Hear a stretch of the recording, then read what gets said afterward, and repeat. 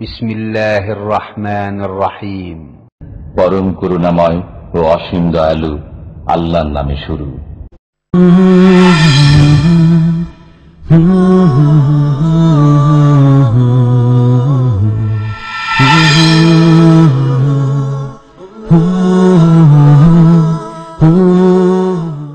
ومن أحسن قولا ممن دعا إلى الله وعمل صالحا وقال إنني من المسلمين. أعوذ بالله من الشيطان الرجيم. أفرأيت الذي كفر بآياتنا وقال لأوتين مالا وولدا أطلع الغيب أم اتخذ عند الرحمن عهدا كلا سنكتب ما يقول ونمد له من العذاب مدا ونرثه ما يقول ويأتينا فردا واتخذوا من دون الله آلهة ليكونوا لهم عزا كلا سيكفرون بعبادتهم ويكونون عليهم ضدا كلا سيكفرون بعبادتهم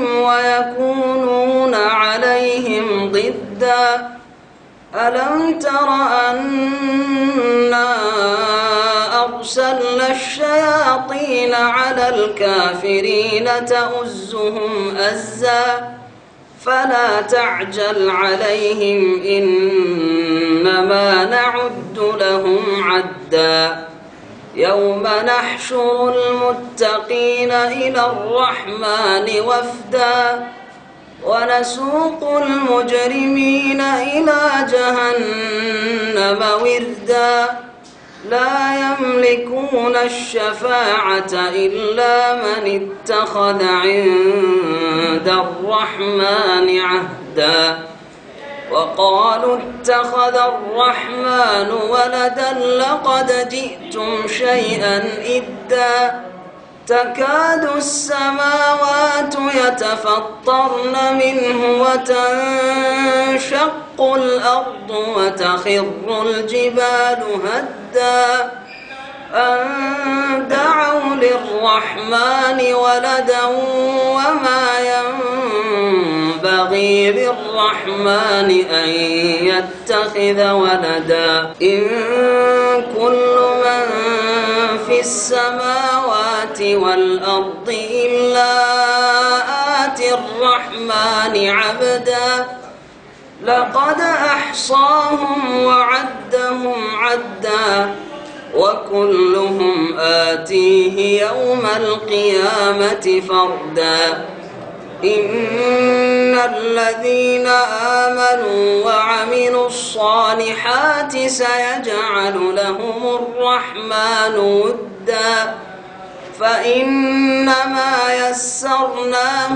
بلسانك لتبشر به المتقين وتنذر به قوما لدا وكم أهلكنا قبلهم من قرن هل تحس منهم من أحد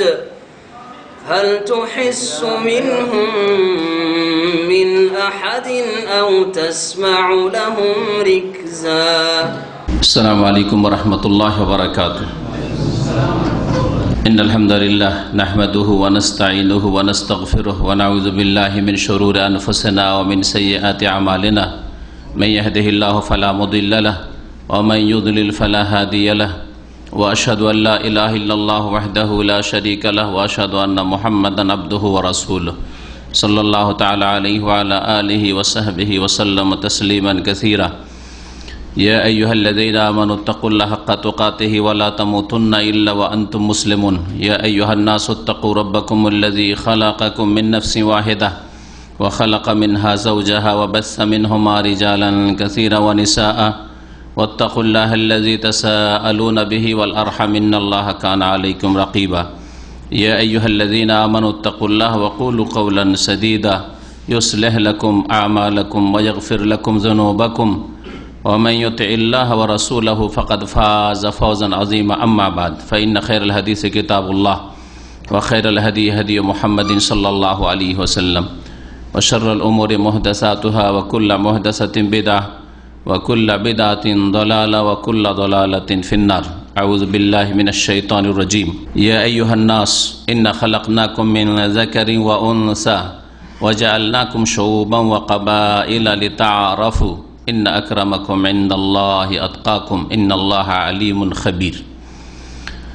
মহান আল্লাহর সমস্ত প্রশংসা যে আল্লাহ পাক রব্বুল আলামিন মানুষকে সম্মানিত করে সৃষ্টি করেছেন এবং মানুষকে নর এবং নারীতে বিভক্ত করেছেন। প্রথম আল্লাহ রব্বুল আলামিন এক মানুষকে আদম আলাইহিস সালাতু সালাম আমাদের পিতা তাকে সৃষ্টি করেছেন, আর তার থেকে তার জোড়া তার স্ত্রী মা হাওয়া রাদিয়াল্লাহু আনহা তাকে আল্লাহ পাক রব্বুল আলামিন সৃষ্টি করেছেন এবং এই উভয়ের মাধ্যমে আল্লাহ পাক রব্বুল আলামিন অসংখ্য নর এবং নারীকে পৃথিবীতে ছড়িয়ে দিয়েছেন। সে আল্লাহ পাক রব্বুল আলামিনের যাবতীয় প্রশংসা যে আল্লাহ পাক রব্বুল আলামিন যেমন শরীয়তের দায়িত্বভার দিয়েছেন পুরুষদেরকে তেমনি নারীদেরকেও দিয়েছেন, আর ওইভাবে আল্লাহ পাক রব্বুল আলামিন নারীদেরকে তাদের সৎ কাজের প্রতিদান দেবেন, নেক আমলের বদলা দেবেন যেমন পুরুষদেরকে দেবেন। সালাত এবং সালাম নাজিল হোক নবী মুহাম্মদ রাসূলুল্লাহ সাল্লাল্লাহু আলাইহি ওয়াসাল্লামের উপর, যিনি নারীদের মর্যাদা ছিল না যেই সমাজে, জাহিলি সমাজ, মুশরিক সমাজ, সেই সমাজে নারীদেরকে কেমন করে সম্মান ইসলামে দিয়েছে তা স্পষ্ট করেছেন মানব জাতির উদ্দেশ্যে। এতে যেমন নারীরা তাদের ন্যায্য অধিকার পেয়েছে, মর্যাদা পেয়েছে, যে মর্যাদাকে নষ্ট করেছিল, তাদেরকে জুলমের শিকার বানিয়েছিল জালেম জাতি, তেমনি আল্লাহ পাক রব্বুল আলামিনের রাসূল সাল্লাল্লাহু আলাইহি ওয়াসাল্লাম প্রত্যেককে নিজ নিজ হক পৌঁছে দেওয়ার নির্দেশ দিয়েছেন। ইন্নাল্লাহা কাদ আতা কুল্লা যিহি হাক্কিন হাক্কাহ, মহান আল্লাহ রব্বুল আলামিন প্রত্যেক হকওয়ালাকে, প্রত্যেক প্রাপ্যওয়ালাকে তার প্রাপ্য দান করেছেন, অধিকার দিয়েছেন। সুতরাং তোমরা প্রত্যেকের অধিকার তাদের কাছে পৌঁছে দাও। একে কোরআন কারীমের ভাষায় আল্লাহ রাব্বুল আলামিন আমানত বলেছেন। আজকে আলোচনা করব এই নারী মর্যাদা সম্পর্কে।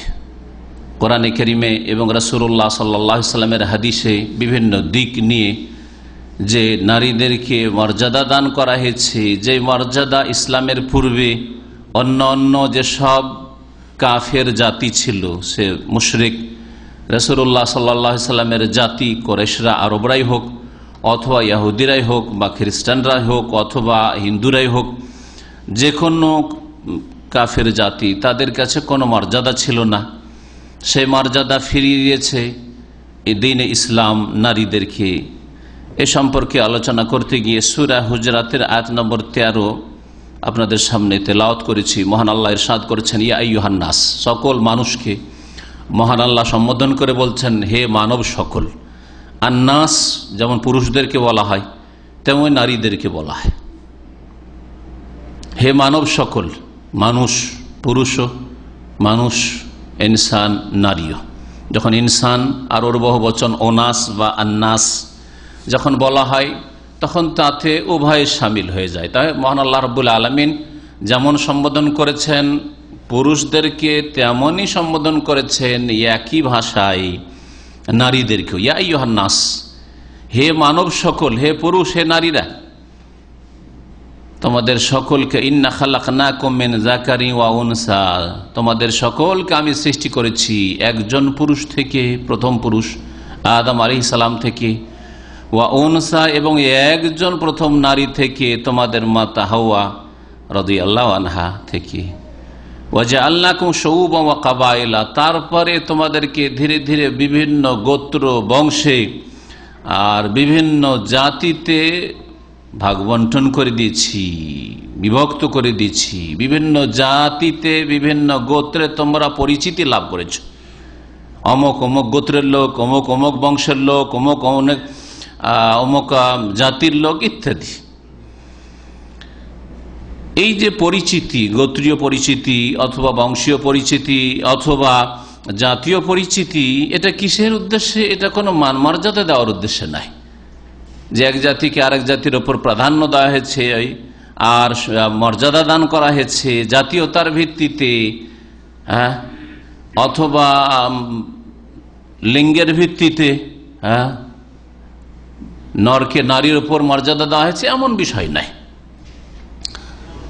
কি জন্য এই ভাগ আল্লাহ পাক করেছেন বিভিন্ন জাতিতে, বিভিন্ন বংশগোত্রে? লিতাআরাফু, যাতে করে তোমরা পরস্পরকে চিনতে পারো, যাতে তোমরা পরিচিতি লাভ করতে পারো, একজন অপরজনকে চিনতে পারো যে এরা আমার বংশের লোক, এরা আমার গোত্রের লোক, এরা এই ভাষাভাষীর লোক, এরা এই জাতির লোক ইত্যাদি। এইভাবে চেনার জন্য শুধু আল্লাহ রাব্বুল আলামিন, এছাড়া কোনো উদ্দেশ্য বলেননি।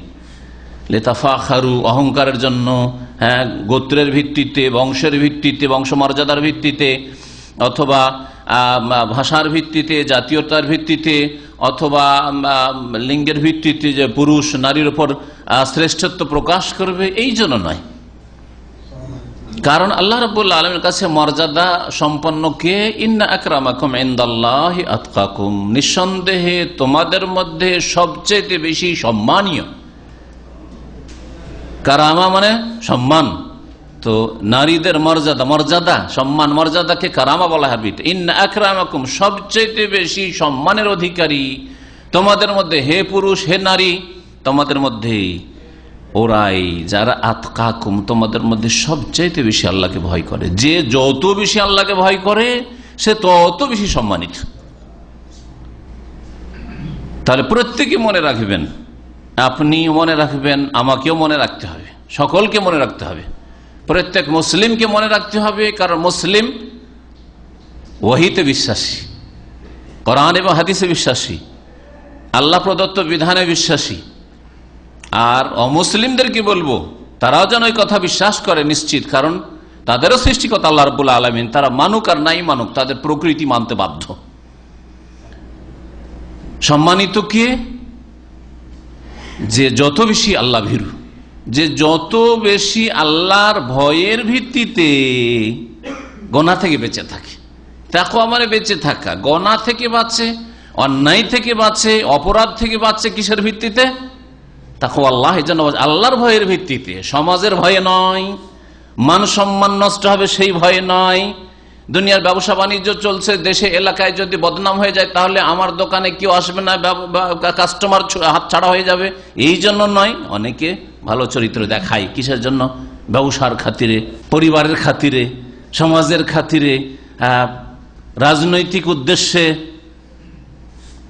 ভোটগুলি হাত থেকে ছুটে যাবে, ভোট দেবে না লোকে, সেই জন্য দেশে একটু ভালো চরিত্র দেখায়, আচার আচরণ ভালো করে। এগুলো দুনিয়ার গরজ না।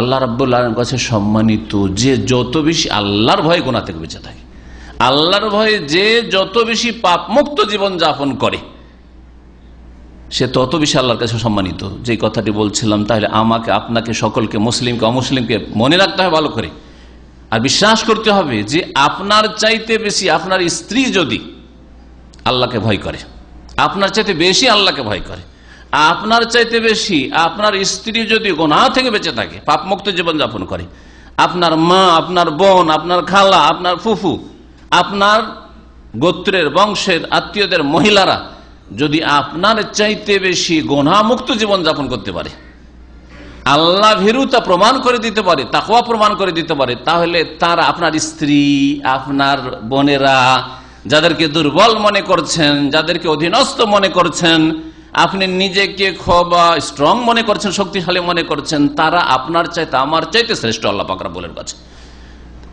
আমার চাইতে, আপনার চাইতে বেশি সম্মান পাওয়ার অধিকারী। আকরামাকুম, বেশি সম্মান পাওয়ার অধিকারী। দুনিয়া তো আল্লাহর কাছে মর্যাদা সম্পন্ন, আর আখিরাতে স্পষ্টভাবে প্রমাণিত হবে যে আল্লাহর ভয় ছিল, আল্লাহর ভয়ের ভিত্তিতে, তাকওয়ার ভিত্তিতে গুনাহ থেকে বেঁচেছে, গুনাহমুক্ত জীবনযাপন যেহেতু করেছে, সেই জন্য সেখানে মর্যাদা নির্ধারিত হবে, সেখানে সম্মান দেওয়া হবে। এর ভিত্তি তাকওয়ার ভিত্তিতে, আল্লাহ ভীরুতার ভিত্তিতে, গুনাহ থেকে বেঁচে থাকার ভিত্তিতে। অনেক সময় দেখা যাবে যে স্বামী যাচ্ছে জাহান্নামে দীর্ঘকালের জন্য, চিরকালের জন্য বা কিছু কালের জন্য। স্বামী লাঞ্ছিত অপদস্থ হচ্ছে হাসরের মাঠে অসংখ্য মানুষের সামনে, আর স্ত্রী মাশাআল্লাহ বিনা হিসাবে জান্নাতে যাচ্ছে। হবে না? হবে না? হবে, কারণ ইন্না আকরামাকুম ইনদাল্লাহি আতকাকুম। এখানে নারী মর্যাদা এতটা বুঝে নয় যথেষ্ট নারী মর্যাদার জন্য যে আল্লাহ রাব্বুল আলামিনের নজরে পুরুষদের কোন বৈশিষ্ট্য নেই যার ভিত্তিতে তাদেরকে মর্যাদা দেওয়া হয়েছে। তবে একটা পরিবার, স্বামী স্ত্রী একটা পরিবার গঠন হয়, আর তারপরে তখন ছেলে মেয়েরা হয়, এদিকে একটা পরিবার বলা হয়। আহল কোরআনের ভাষায় একটা পরিবারের একজনকে নেতৃত্ব দিতে হবে, একজনকে নেতৃত্ব দিতে হবে।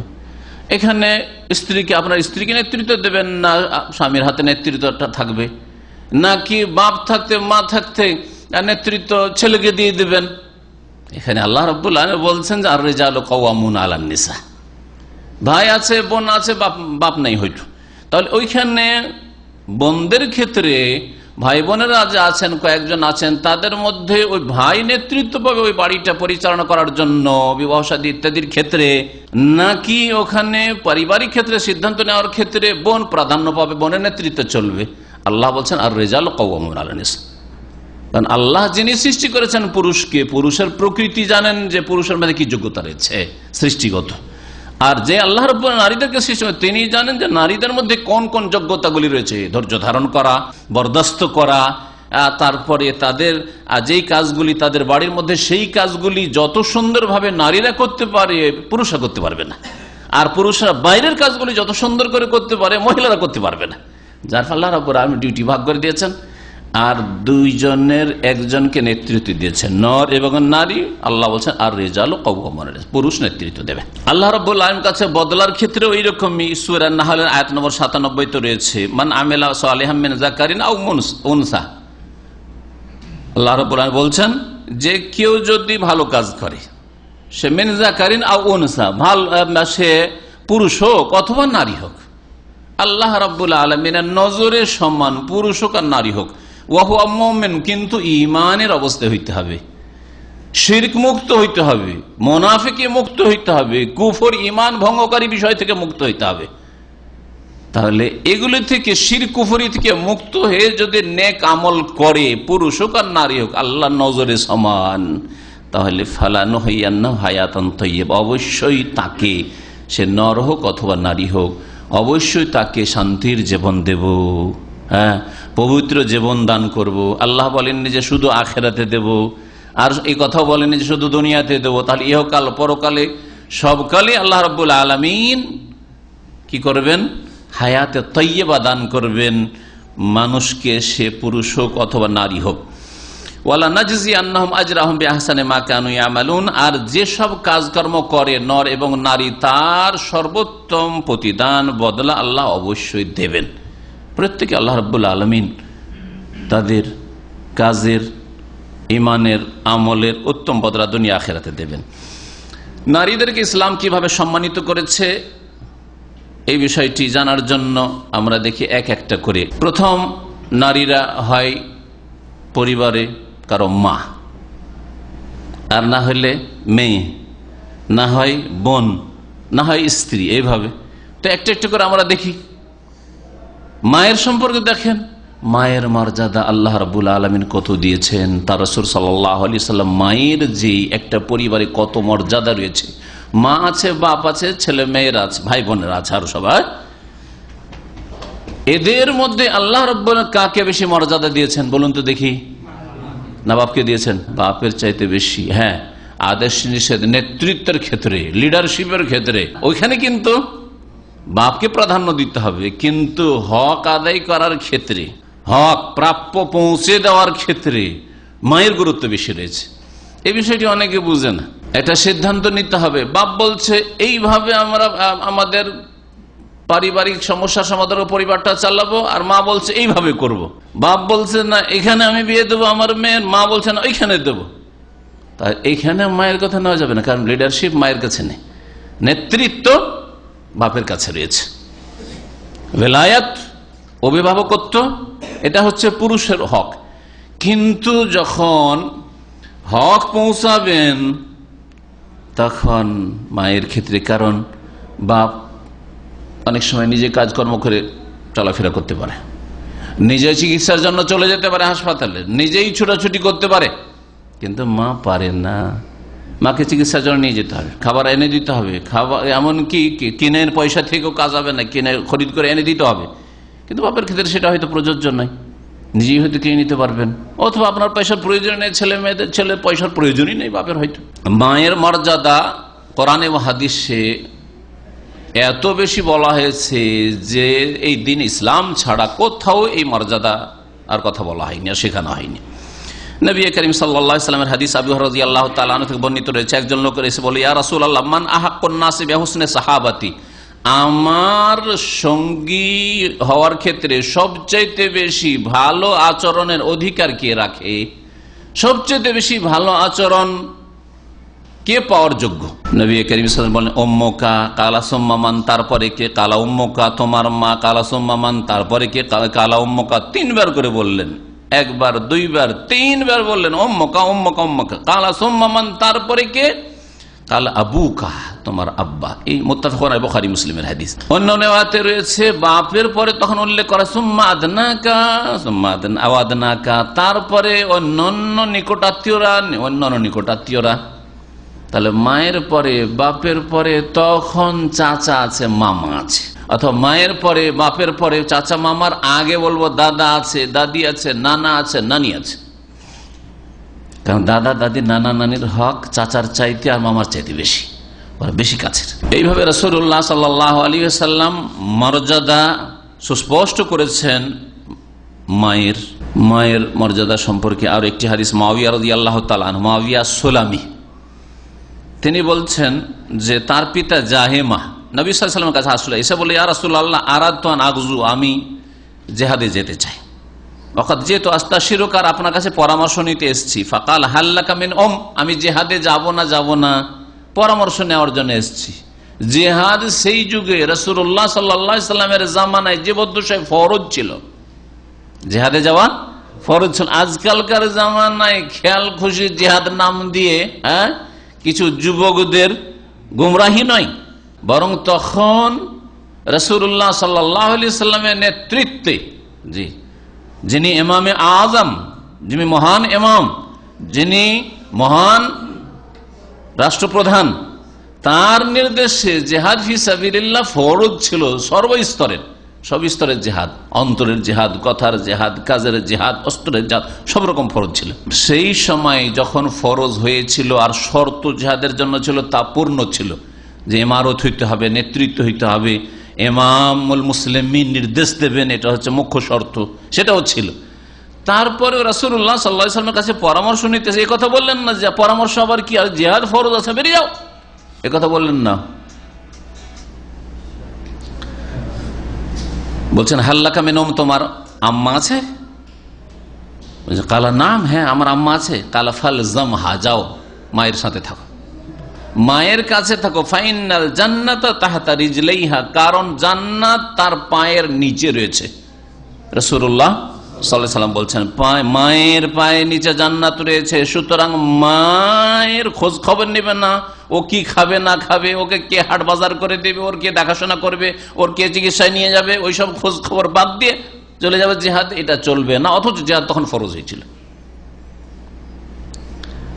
নাসাইর হাদিস এবং হাদিসের সনদ সহিহ। মা সমাজে, মা ছাড়া আর একজন নারীর কথা বললি, মেয়ে, একজন মহিলা, সে সমাজের মা হবে কারো, আর না হলে মেয়ে হবে কারো। মেয়ের মর্যাদা সম্পর্কে শোনেন, মা আয়েশা রাদিয়াল্লাহু তাআলা আনহা বলছেন যে দাখালাত আলাইয়া ইমরাহ, এক মহিলা আসলো, মা হইবে না তানিল্লাহা, দুই মেয়েকে সাথে নিয়ে, ওই মহিলার দুটো মেয়ে সাথে নিয়ে আসলো। তাসআল, ভিক্ষা করার জন্য, চাওয়ার জন্য, অভাবী মহিলা ছিল। ফালাম তাজিদ ইনদি শাইআন গায়রা তামারাতিন ওয়াহিদা, একটা খেজুর ছাড়া আমার বাড়িতে কিছুই ছিল না। সুবহানাল্লাহ। রাসূলুল্লাহ সাল্লাল্লাহু আলাইহি ওয়াসাল্লামের বাড়ি, ইমামে আযম সাইয়্যিদুল মুরসালিন খাতামুন নবীন, তিনি যদি চাইতেন যে ওহদ পাহাড় স্বর্ণ হয়ে যাক, স্বর্ণ হয়ে যেত, তিনি চাননি। আল্লাহ একদিন একটু খাওয়া দাওয়া করবো, তোমার শুকরিয়া আদায় করব, আর একদিন ক্ষুধাই থাকবো, শরীরকে একটু কষ্ট দেবো, তখন ধৈর্য ধারণ করব, দুটোই নেকি হবে, দুটোই ইবাদত হবে। যেমন শুকরিয়া করা ইবাদত, খেয়ে দে আল্লাহর নিয়ামত পেয়ে, তেমন বালা মুসিবতে, কষ্টে, আর্থিক সংকটে ধৈর্য ধারণ করা, সবুর করা, এটাও ইবাদত। এ কথা রাসূলুল্লাহ সাল্লাল্লাহু আলাইহি ওয়াসাল্লাম বুঝেছেন এবং বুঝিয়েছেন, আমরা বুঝি না। আমাদের কত বছর ধরে যে আমাদের ব্যালেন্স দিয়ে বসে বসে খেতে পারবো, যে এই টাকা পয়সা বা জমি জায়গা সম্পদ করেছি, আর তারপর আল্লাহর ভরসা হয় না, দুটোর বেশি ছেলে মেয়ে নেবো না, খাওয়াইতে পারবো না, নিজেরা সব রাজ্জাক হয়ে বসে আছে, তারপরে কি আবার মুসলিম থাকে নাকি? চিন্তা করুন একটু। যেই ব্যক্তি ভাববে যে আমি তো আমার ছেলে মেয়েকে খাওয়াই, সে কি করে মুসলিম থাকবে? সে তো আর আব্দুর রাজ্জাক থাকলো না, সে তো আব্দুল্লাহ থাকলো না, সে তো নিজেই রাজ্জাক দাবি করলো, ফেরাউনের মতো হয়ে গেল। চিন্তা করুন আপনি। একটা খেজুর ছাড়া কিছু নেই রাসূলুল্লাহ সাল্লাল্লাহু আলাইহি ওয়াসাল্লামের সবচেয়ে প্রিয়তমা বিবির বাড়িতে। আর তারপরে নবী সাল্লাল্লাহু আলাইহি ওয়াসাল্লামের বিবিরা কত সবুর করতেন। আজকালকার মহিলারা উপর দিকে তাকায়, পাশের বাড়িতে কি আছে ওইদিকে দেখে। যেসব মহিলাদের সাথে দেখা সাক্ষাৎ হয়, ওদের কত জোড়া কাপড় চোপড় আছে, আর ওদের কাপড়ের কোয়ালিটি কেমন, ওরা ওই দেশের কাপড় পরে, ওরা এই পরে সেই পরে, ওরা এত টাকা, 250 টাকা 300 টাকা দিয়ে এই কাপড় খরিদ করলো, এই করলো, 3 পিস কিনলো, 2 পিস কিনলো, এই শাড়ি কিনলো। 250-300 টাকা না, এটা রিয়াল বলছে, আবার 300 টাকা। আজকাল 250-300 টাকার কাপড়ও হয় না, আর যদি 1000 টাকারও কাপড় দেন তবু মন উঠবে না আজকাল মহিলাদের, ঠিক কিনা? বাংলাদেশি টাকা। এখানে টাকা বলতে যেহেতু সৌদি আরব আমার বক্তব্য হচ্ছে সবসময় রিয়াল, যদিও টাকা অনিচ্ছাকৃত বলছি, কিন্তু উদ্দেশ্য রিয়াল। 300-400 রিয়াল দিয়ে অমুক মহিলা পরে, অমুক বোন পরে, তুমি আমাকে 100 টাকার কিনে দাও না, অভিযোগ। অথচ রাসূলুল্লাহ সাল্লাল্লাহু আলাইহি ওয়াসাল্লাম, সুবহানাল্লাহ, চিন্তা করুন, দুনিয়া আখিরাত আল্লাহ পাক কত মর্যাদা তাকে দিয়েছেন। আর তার বিবিকে ফাকিহাত হাযিহিল উম্মাহ, এই উম্মতের তার চাইতে বেশি দিন সম্পর্কে জ্ঞানী কোন মহিলা ছিল না, আর হবে না হয়তো। তার বাড়িতে একটা খেজুর মাত্র, একটা খেজুর। তারপরে কথা চিন্তা করলে যে খেজুরটা খেয়ে পানি খাবো। আমাদের কাছে যদি একটা বিস্কিট, 2টো বিস্কুট থাকে, তো ভাবি যে খিদার সময় বিস্কিটটা দিয়ে কি করব, নিজেই পানি খাবো, মেহমান এসছে তো ওকে দেবেন, হ্যাঁ, চায়ের সাথে এমনি চা দিয়ে বিদায় করবেন। যদি ফ্রি চা হয় তাহলে অফিসের চা ফ্রি দিয়ে বিদায় করে দেবেন, কিন্তু নিজের পয়সা দেখে না যে বিস্কিট আছে, বিস্কিটটা দেবেন না হয়তো। কত মনটা আমাদের ছোট, চিন্তা করুন আপনি। কিন্তু নবী করিম সাল্লাল্লাহু আলাইহি ওয়াসাল্লামের বিবি আয়েশা রাদিয়াল্লাহু তাআলা আনহা, ফাআতাইতুহা ইয়্যাহা, ওই একটা খেজুর দিয়ে দিলেন। এটা হচ্ছে নিজের উপর অন্যকে ইসার করা, প্রাধান্য দেওয়া। ওয়ায়ুসিরুনা আলা আনফুসিহিম ওয়ালাউ কানা বিহিম খাসাসা, এই প্রশংসা আল্লাহ সূরা হাসরে করেছেন, আনসারদের প্রশংসা করেছেন। রাসূলুল্লাহ সাল্লাল্লাহু আলাইহি ওয়াসাল্লামের সাহাবায়ে কেরাম, সাহাবিয়াদের প্রশংসা করেছেন। নিজে না খেয়ে অন্যকে খাওয়াই, নিজে কষ্ট করে অন্যকে অন্যের কষ্ট দেখতে চায় না, দিয়ে দিলেন। ফাকাসামাতহা বাইনা ইবনাতাইহা, নিজে ওই মহিলা না খেয়ে, সুবহানাল্লাহ, ওই মহিলা তাহলে কত ক্ষুধার্ত আছে, ভিক্ষা করতে এসছে খিদার তাড়নায়, একটা খেজুর নিজে না খেয়ে খেজুরটাকে আধা আধি করে ভেঙে অর্ধেকটা এক মেয়েকে, আর অর্ধেক আর বলাম তাকুল মিনহা, নিজে ওই মহিলা কিছুই খেলো না। সুম্মা কামাত ফাখারাজা, তারপরে ও মহিলা বেরিয়ে চলে গেল। নবী করিম সাল্লাল্লাহু আলাইহি ওয়াসাল্লাম তারপরে বাড়িতে ঢুকলেন। ফাদাখালান নবী সাল্লাল্লাহু আলাইহি ওয়াসাল্লাম আলাইনা, আমাদের ঘরে। ফাআখবারতুহু, ঘটনাটি বললাম যে একটা খেজুর ছিল, তাও আমি নিজে না খেয়ে মহিলাকে দিলাম, তো মহিলা না খেয়ে 2 মেয়েকে ভাগ করে দিয়ে দিলাম। ফাকাল রাসূলুল্লাহ সাল্লাল্লাহু আলাইহি ওয়াসাল্লাম, মানবতুলিয়া মিন হাযিহিল বানাতি বিশাইইন, কেউ যদি মেয়েদেরকে দিয়ে পরীক্ষিত হয় আল্লাহর তরফ থেকে, অর্থাৎ মেয়ে দিয়ে আল্লাহ রাব্বুল আলামিন যদি কোন মানুষকে, তার ঘরে মেয়ে দিয়েছেন, 1 মেয়ে 2 মেয়ে 3 মেয়ে, হ্যাঁ দিয়েছেন, দিয়ে যদি আল্লাহ পরীক্ষা করেন, তাহলে কারো ঘরে মেয়ে আসা আল্লাহর পরীক্ষা, মনে রাখবেন ভালো করে। মন যদি অসন্তুষ্ট হয় যে শুধু মেয়ে কেন হচ্ছে, পরীক্ষায় ফেল, মেয়ে হলে এত সুন্দর আকিকা হয়তো দিতেন না, কিন্তু ছেলের জন্য কি খুশির সাথে আকিকা। আমি বলছি না যে আজকের ভাই যে আকিকা দিয়েছেন ওনার সম্পর্কে বলছি না, আবার কিছু না ভেবে বসে। আমার কথা সাধারণ কথা, সবার জন্য, যারা এখানে শুনছে তাদের জন্য, যারা অনলাইনে শুনছে তাদের জন্য, যারা আগামীতে ইন্টারনেটে শুনবেন অথবা আমাদের সিডিতে শুনবেন তাদের সকলের জন্য বলছি, সকল বাংলা ভাষী যারা এই ভাষা বুঝেন তাদের জন্য বলছি। যদি এইরকম চিন্তাধারা থাকে যে ঘরে যদি ছেলে হয় তাহলে তার জন্য ধুমধাম করে দাওয়াত দাও, আর যদি মেয়ে সন্তান হয় তো জানাবেন না কাউকে, জানাইতেই লজ্জা লাগে। নাউজুবিল্লাহ, তো কাফের জাহিলিয়াতের চরিত্র। আর কি তো আকিকা তো খাওয়াবেন না লোকজনকে। ছেলে হইলে আকিকা তো করবেন, মিষ্টিও ঘরে ঘরে মিষ্টিও পৌঁছে দিয়ে আসছেন। যদি এরকম থাকে তো ফেল পরীক্ষায়। জি, যদি আল্লাহ রাব্বুল আলামিন কোন ব্যক্তিকে মেয়ে দিয়ে পরীক্ষা করেন, ফাআহসানা ইলাইহিন্না, মেয়ে জন্মিল শুধু ছেড়ে দিলে না, শিখবি শিখ, না শিখবি না শিখ, বিড়ি বাঁধা ধরিয়ে দিল। আমাদের এলাকায় আছে, আমাদের এলাকায় বিড়ি বাঁধা বাড়ি আমাদের বাড়ি ছাড়া নেই, আপনাদেরকে বলছি। আর আমার শ্বশুর এলাকায় যখন আজকে থেকে 27-28 বছর আগে আমার বিয়ে হইল, দেখলাম যে ওদের বাড়ি ছাড়া গোটা অঞ্চলে বিড়ি ছাড়া কোনো বাড়ি নেই। সবাই জানে যে একটা বাড়িতে শুধু বিড়ি হয় না, বাঁধা হয় না, না হলে মহিলা পুরুষ সব বিড়ি বাঁধে। মহিলারা বিড়ি বাঁধে আর পুরুষরা বসে বসে খায়। ওদের বিড়ি বাঁধা পয়সা শুধু সন্ধ্যাবেলা বিড়িটা কারখানায় দিয়ে আসে, এটা হলো পুরুষদের কাজ। আর একটু হাট বাজার করে নিয়ে আসে। এত অকেজো পুরুষ, কাপুরুষ এগুলি, নারীদের ইনকাম খায়। আর তারপরে হারাম উপার্জন, এই তামাক জাতীয় বিড়ি হোক আর জর্দা হোক আর গুল হোক আর যাই হোক, সবগুলি হারাম, মনে রাখবেন, হারাম রিজিক। বলছিলাম যে নবী করিম সাল্লাল্লাহু আলাইহি ওয়াসাল্লাম বলছেন যে কি করতে, ফাআহসানা ইলাইহিন্না, ভালো আচরণ করবে মেয়েদের সাথে। আজকাল অনেক বাপ মা মেয়েদের সাথে ভালো আচরণ করেন না। খাওয়া দাওয়ার ক্ষেত্রে দেখে যে একটু গোশত কম আছে বা মাছ কম আছে, ছেলেগুলো থালায় তুলে দেয়, মেয়েদেরকে দেয় না। মেয়েদের খাবারে কম করে বা কাপড় চোপড়ে কম করে, লেখাপড়ার ক্ষেত্রে গুরুত্ব দেয় না, হয়তো ছেলেদের ক্ষেত্রে গুরুত্ব দেয়। জবাব দিতে হবে, ভালো আচরণ করবেন আপনি, বৈষম্য আচরণ যেন না থাকে। জি, দুই নজর যেন আপনার না থাকে। আদর স্নেহের ক্ষেত্রে ছেলেকে খুব আদর করেন, মেয়েকে আদর করেন না। অসুস্থ হয়েছে ছেলে, একটু অসুস্থ হলেই ছুটে যান হাসপাতালে চিকিৎসার জন্য, আর মেয়ে অসুস্থ হলে এমনিতেই ভালো হয়ে যাবে। আল্লাহ না করে এইরকম যদি দৃষ্টিভঙ্গি থাকে, পরীক্ষায় ফেল।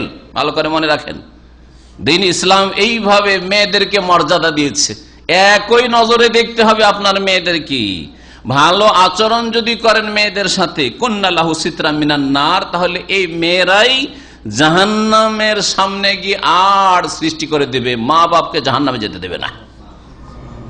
এটা মেয়েদের ফজিলতের ক্ষেত্রে, নারীদের মর্যাদার ক্ষেত্রে যদি মেয়েকে মানুষ করেন, ধৈর্য ধারণ করেন, তাদেরকে আদর স্নেহ করেন, তাদেরকে অসহায় ছেড়ে না দেন, তাদেরকে পর্দার মধ্যে রাখেন, তাদের দিন শিখান, দুনিয়ার যেসব শিক্ষা তাদের উপযোগী পর্দার মধ্যে থেকে শিখতে পারি, বা এমন জায়গায় শিখে যেখানে ফিতনায় লিপ্ত না হয়, এইরকম পরিবেশ যদি থাকে, তাহলে শিক্ষাতে ইসলামের ক্ষেত্রে বাধা নাই।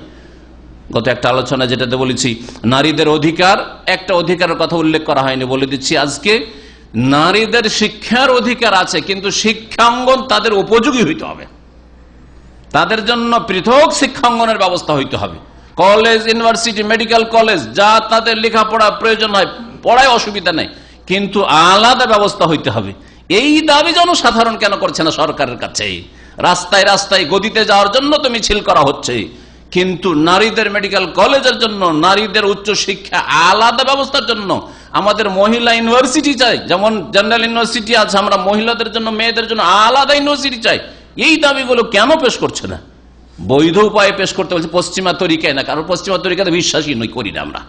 বাতিল তরিকায় মিছিল করে যদি আপনি মহিলাদের জন্য ইউনিভার্সিটি চান, সেই ক্ষেত্রে মিছিল করা তরিকা ইসলামে শিখায়নি। রাস্তাঘাটে বেরিয়ে যাবেন, ভাঙচুর করবেন, ইনকালাব জিন্দাবাদ, মহিলাদের ইউনিভার্সিটি দিতে হবে, আগুন লাগাবে, গাড়ি চাকা চলতে দেবো না, এগুলো ইসলাম শিখায়নি। এগুলো ইউরোপিয়ানরা শিখিয়েছে, কাফেররা শিখিয়েছে। মুসলিমদের জন্য সব করা জায়েজ নয়, কোন ক্ষেত্রে জায়েজ না। অধিকার হাসিলের জন্য তরিকা হচ্ছে ইসলামের তরিকা আসতে হবে। আর দিন নসিহা, পরামর্শ দেবেন, যাদের ওখানে পরামর্শ পৌঁছে দেওয়ার যোগ্যতা রয়েছে ছোটরা বড়দের কাছে পৌঁছাবেন, আর বড়রা মাঝারি যারা বড় আছে তারা সবচেয়ে বড় যারা নেতৃত্ব রয়েছে তাদের কাছে এই কথাগুলি দাবিগুলি পৌঁছে দেবে শরীয়ত ইসলামিক তরিকাতে, যে আমাদের প্রয়োজন দেশে মেডিকেল ইউনিভার্সিটির, মহিলাদের জন্য মেডিকেল কলেজের এই রকমের শিক্ষার, মেয়েদের জন্য পৃথক ব্যবস্থা, পৃথক হোস্টেলের ইত্যাদি ইত্যাদি। জি হ্যাঁ, আল্লাহ রাব্বুল আলামিন এই দিন ইসলাম সর্বস্তরের মুসলিমদেরকে বুঝার যেন তৌফিক দান করেন, সরকারকেও বুঝার তৌফিক দান করেন, জনগণকেও বুঝার তৌফিক দান করেন, আর আল্লাহ রাব্বুল আলামিন কাফেরদের রাস্তা থেকে মুসলিমদেরকে যেন ফিরিয়ে নিয়ে আসেন। আনাস বিন মালিক রাদিয়াল্লাহু তাআলা আনহু থেকে বর্ণিত যে হাদিসটি বললাম, কুন্না লাহু সিতরা মিনান, বুখারী মুসলিমের হাদিস।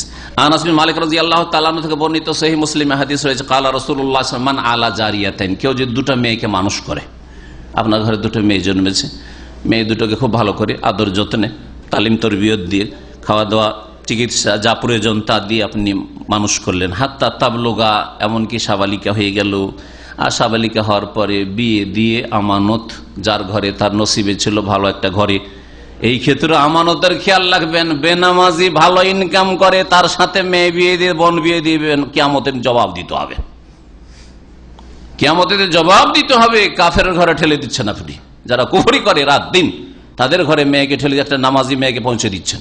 যা ইয়াউমাল কিয়ামতে যদি ভালো করে মেয়ে দুটি মানুষ করতে পারেন তাহলে কিয়ামতের দিনে আসবে নবী করিম সাল্লাল্লাহু আলাইহি ওয়াসাল্লাম আনা ওয়া হুয়া, আমি এবং সেই ব্যক্তি, মেয়ের বাপ মেয়ের মা পাশাপাশি, ওয়াদাম্মা আসাবিআহু, নবী সাল্লাল্লাহু তার আঙ্গুলগুলোকে পরস্পর মিলিয়ে নিলেন, ফাঁকা ছিল দূরাদূরি, এইরকম ভাবে আমি এবং ওই মেয়ের বাপ মা এইভাবে আসবো কিয়ামতের দিনে। অর্থাৎ রাসূলুল্লাহ সাল্লাল্লাহু আলাইহি সাল্লামের সঙ্গী হতে পারবে, রাসূলুল্লাহ সাল্লাল্লাহু আলাইহি সাল্লামের সোহবত পাবে, রাসূলুল্লাহ সাল্লাল্লাহু আলাইহি সাল্লামের প্রতিবেশী হবে সেই বাপ মা, যেই বাপ মা দুটো মেয়েকে আল্লাহর সন্তুষ্টির জন্য ভালো আচরণের সাথে ভালো তালিম তরবিয়ত দিয়ে মানুষ করবে। পরিবারে মেয়ে হচ্ছে একজন বোন, বোনেরও ফজিলত রয়েছে। অনেকে হয়তো বোন আছে আপনার, বাপ হয়তো দুর্বল হয়ে গেছে অথবা ইন্তেকাল করেছে, হ্যাঁ, সুতরাং সেই বোনদের যতদিন বিয়ে হয়নি তাদের ভরণ পোষণ চিকিৎসা যত কিছু প্রয়োজন রয়েছে তা ভাইদেরকে মেটাতে হবে। মনে রাখবেন ভাইরা, রাসূলুল্লাহ সাল্লাল্লাহু আলাইহি সাল্লাম থেকে উকবা বিন আমির রাদিয়াল্লাহু তাআলা আনহু বর্ণনা করেছেন, সামি'তু রাসূলুল্লাহ সাল্লাল্লাহু আলাইহি ওয়াসাল্লাম ইয়াকুল মান কানাত আও মান কানা লাহু সালাসু বানাত। দুটি বর্ণনা রয়েছে যে যদি কারো কি থাকে, তিনটি মেয়ে থাকে অথবা আখাওয়াত বোন থাকে, মুসনাদ আহমদের 8টি হাদিস রয়েছে, ফাসাবারা আলাইহিন্না, এই বোনদের বা মেয়েদের ক্ষেত্রে ধৈর্য ধারণ করলো, ফাআতআমাহুন্না ওয়া সাকাহুন্না, তাদেরকে খেতেও দিল, পান করতে দিল, পানাহারের ব্যবস্থা দিল, আর কি কাসাহুন্না, তাদের কাপড় চোপড় পোশাকও দিল, মিন জেদাতিহি, নিজে মেহনত পরিশ্রম করে, এই নয় যে বোনকে কাজ করিয়ে নিবে, গার্মেন্টসে কাজ করিয়ে নেবে, না বিড়ি বানিয়ে নেবে, তারপর খেতে দিবে, তারপর চিকিৎসা দেবে, না বিদেশে পাঠিয়ে দিবে, যা তুই কাজ করায় তোকে কে খাওয়াবে। না, মেয়েরা বিদেশে কাজ করার জন্য না, আর দেশেও কাজ করার জন্য না, এইভাবে মেয়েরা বসে বসে খেতে পাবে। এর আগের আলোচনাতে বলেছি, এমন কোন মেয়েকে আল্লাহ সহায় ছেড়ে তিনি, আবার বলছি যে যার খরচ, যার পেটের খরচ নিজেকে করতে হবে, এইভাবে আল্লাহ ছেড়ে দেন নাই।